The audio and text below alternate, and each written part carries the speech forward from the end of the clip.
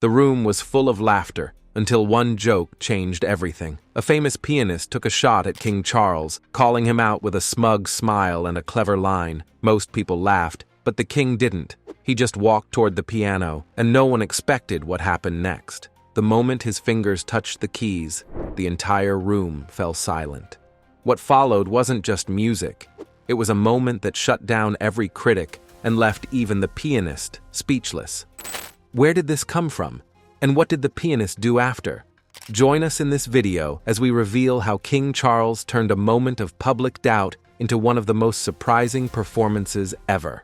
It was a night full of elegance and quiet excitement. The grand hall shimmered with gold lights. Crystal chandeliers hung high above, casting a soft glow over the guests. Each table was perfectly set with polished silverware, fine china, and tall glasses ready to be filled. Soft music floated through the air as servers moved with calm precision, offering drinks and small bites that looked like art. This wasn't just any gathering, it was a royal evening at Windsor Castle. Around the room sat some of the world's most powerful and talented people.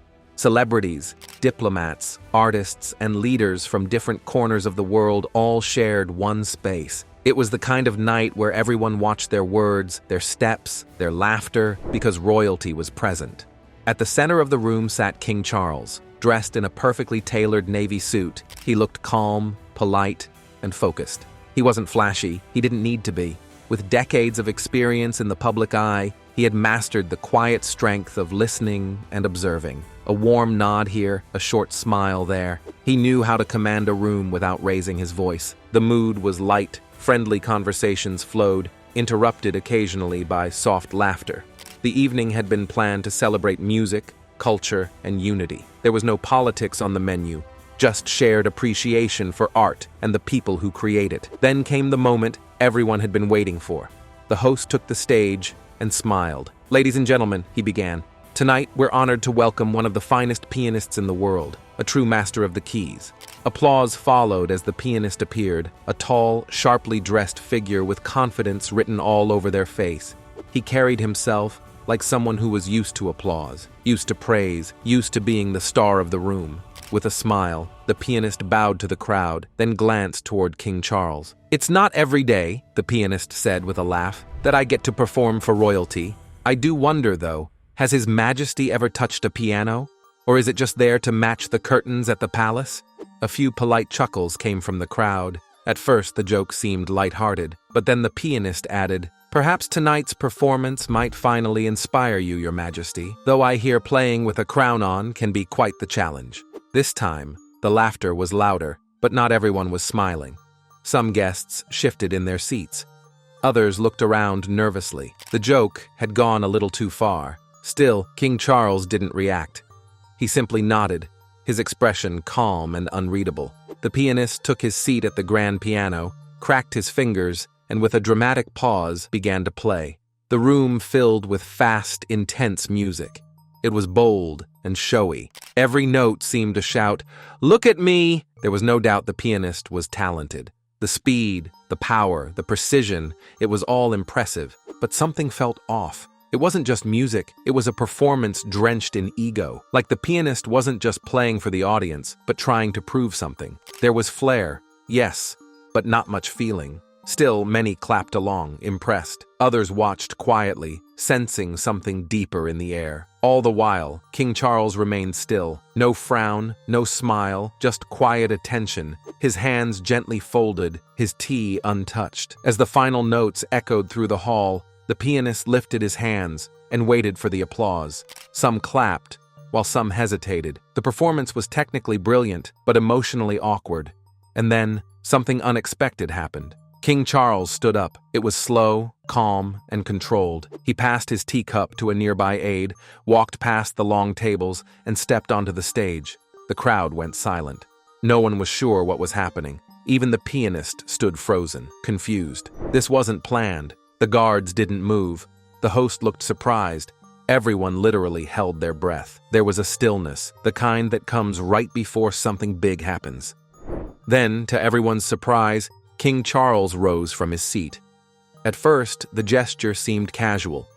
Maybe he was stretching his legs. Maybe he was about to greet someone. But as he began walking slowly, calmly, toward the grand piano at the center of the stage, the atmosphere shifted. Confused glances swept across the room. Whispers trickled from one corner to another. Was this planned? Was he upset? Was he leaving? But no, he wasn't. With quiet grace, King Charles reached the piano. No security detail followed, no announcement was made. He simply pulled out the bench, adjusted his cuffs, and sat down in front of the keys.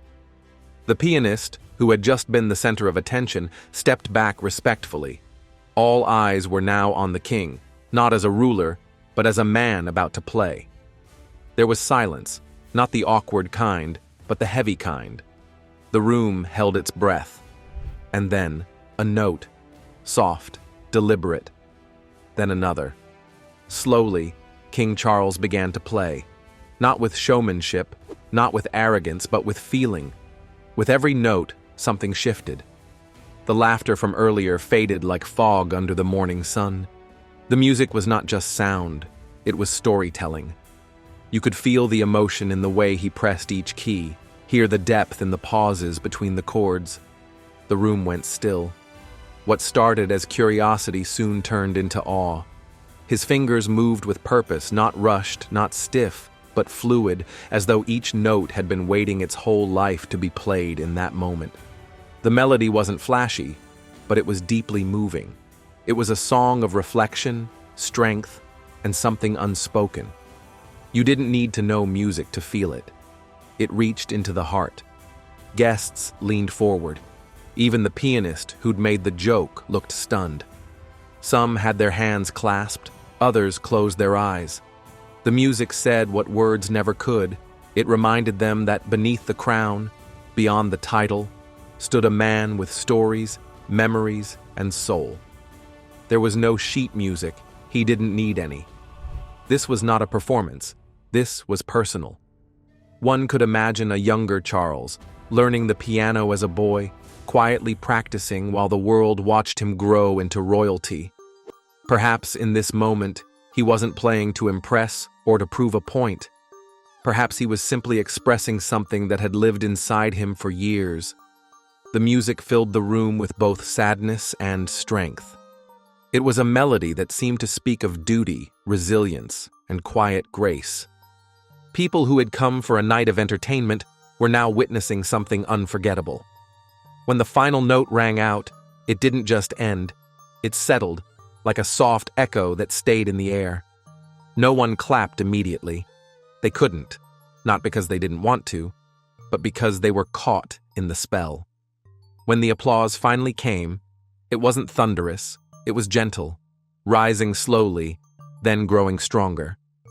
It was applause filled with respect, with admiration, and maybe even with a touch of apology. The pianist who had made the joke stepped forward. His expression had changed completely. The smirk was gone. In its place was humility. He bowed his head lightly, as if acknowledging not just a performance, but a lesson. Words weren't exchanged. They didn't need to be. The music had already said everything. King Charles stood, bowed his head slightly, and returned to his seat. What happened that night wasn't just about a song. It was about grace under pressure, about using art to speak louder than words, about how true character often reveals itself, not when things are easy, but when eyes are watching and expectations are high. That evening, King Charles reminded the world of something very important. Never judge someone too quickly. Behind the titles, behind the traditions, behind the carefully chosen words, lies a human being. One with depth, heart, and yes, talent. In a room full of laughter, it was music that brought the silence. And in that silence, something beautiful was heard. But the story didn't end there. As the applause faded and the guests slowly returned to their conversations, there was a subtle shift in mood. People were quieter, more reflective. It wasn't just admiration they felt, it was respect, earned not through position, but through presence.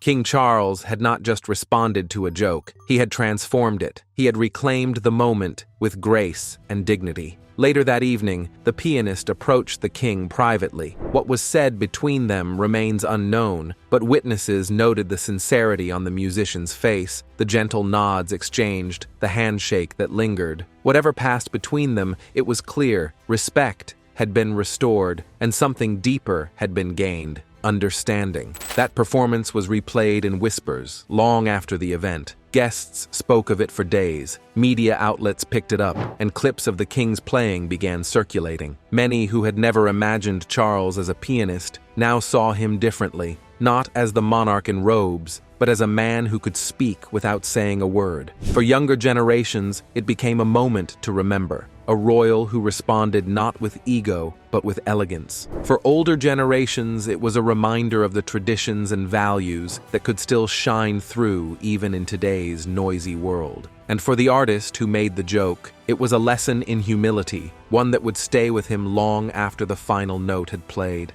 In a single evening, a room full of elite guests learned that no one is ever too important or too unimportant to be surprised, to be moved, to be reminded of the beauty of quiet courage. And as King Charles returned to his royal duties the next day, there was a slight change in how people looked at him, not just as a king, but as a man who reminded them all, through a simple, soulful song, that music has the power to mend, to teach, and most of all, to unite. The crown may represent the nation, but that piano represented something just as powerful, the human heart. In that silence, it played loud and clear. But what people didn't know is that long before the world knew him as a ruler, King Charles was simply a boy with a heart tuned to the rhythm of music. While the world saw crowns, castles, and commands, few knew that deep within the palace walls, the future king found his deepest solace not in royal duties, but in music, especially the piano. As a child, Charles was a quiet soul. The weight of expectations often pressed too heavily on his young shoulders. Tutors drilled him in protocol. Bodyguards shadowed his every move. He was always watched, always measured. But in the rare moments when he was alone, he would sneak into the small music room near the west wing of the palace, a place mostly forgotten by others. There sat an old grand piano, slightly out of tune, its keys yellowed by age, but to Charles, it was a sanctuary. There, he was not a prince. He was just a boy who loved the sound of a single note growing into a melody. He never played for perfection, he played for peace. His mother, Queen Elizabeth, often paused at the door during his private sessions. She never interrupted. She understood that this was not training, this was healing. Sometimes she would smile, sometimes she would wipe a tear. She knew, better than most, the silent burdens royalty carried. Charles continued to play into his teenage years. He learned pieces by Bach, Chopin, and Debussy. His favorite, however, was a soft, almost forgotten composition by Ravel, a piece so gentle it barely touched the air, yet deep enough to stir the soul. It reminded him of who he was before the world told him who to be. But as he grew older, the demands of his title overtook his time. The music room gathered dust. The keys went untouched. The melodies faded into memory. Few ever knew of his musical side.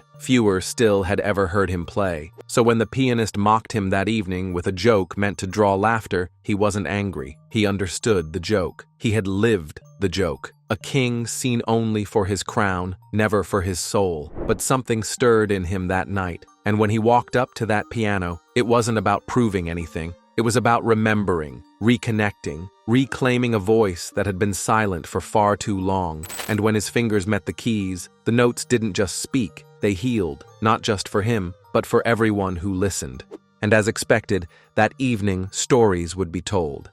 Some would recall the joke, others the silence, while most would speak of the music. But almost instantly, clips from that night exploded across social media platforms. People everywhere were watching the video of King Charles sitting calmly at the piano, playing with emotion and skill that few expected. The initial shock was clear. How could the same man, who was the subject of a sharp joke, now become the one commanding respect and silence? Tweets poured in, some expressing pure admiration. King Charles just shut down a whole room with his music respect. Others shared memes, playfully contrasting the king's calm response with the pianist's earlier arrogance. The story quickly became a trending topic worldwide, with millions watching the viral video and sharing their thoughts. The reactions didn't stop at social media.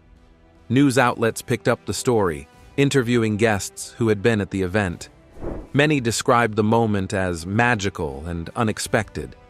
Critics who had once doubted King Charles's ability to connect with people found themselves rethinking their views. "It's not every day a monarch can speak so powerfully without words," one commentator said. Through music, he revealed a side of himself that commands genuine respect. Even those who had been skeptical of the royal family began to appreciate the king's vulnerability and strength. For many, the performance humanized him in a way few public appearances ever had. It was no longer about protocol or power. It was about connection, artistry, and heart. The pianist who had delivered the sarcastic joke, his reaction, once full of confidence, shifted completely. Watching the king play with such depth, his face softened, his smirk vanished, replaced by a look of genuine respect. Humility, it seemed, was the only response left. Beyond the applause and viral fame, the story carried a deeper lesson, one that quickly spread alongside the video. People began to talk about how easy it is to judge someone at first glance or to dismiss them based on a single moment or stereotype. King Charles's unexpected display of talent reminded everyone that people are made up of many layers. Beneath titles and assumptions lie hidden strengths and surprises. This wasn't just about a piano performance. It was a powerful message about humility and resilience, about how true strength often shows itself when least expected, especially when the world's eyes are watching, and most importantly, about the value of looking beyond surface impressions to see the real person underneath.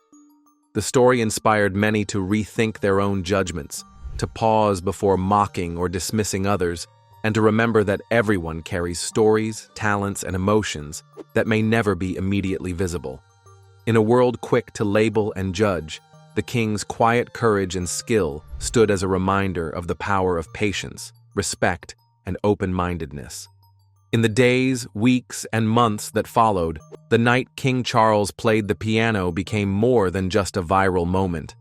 What truly remained with everyone was the realization that they had misjudged a man. A king who, in one act of vulnerability, dismantled the invisible walls between him and those he served.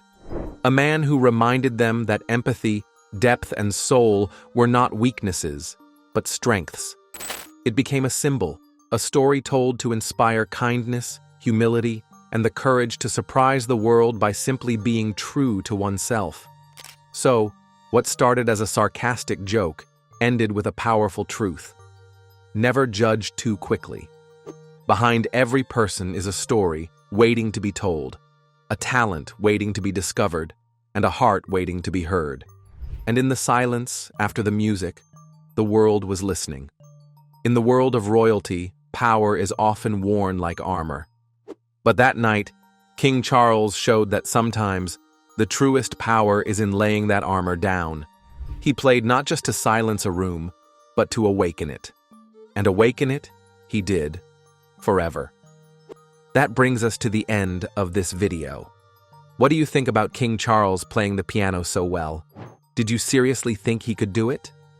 Share your thoughts with us in the comments section. And if this story moved you, don't forget to like, share, and subscribe for more real moments that remind us what truly matters. Also, click on the following video showing on your screen. You will enjoy it. See you next time.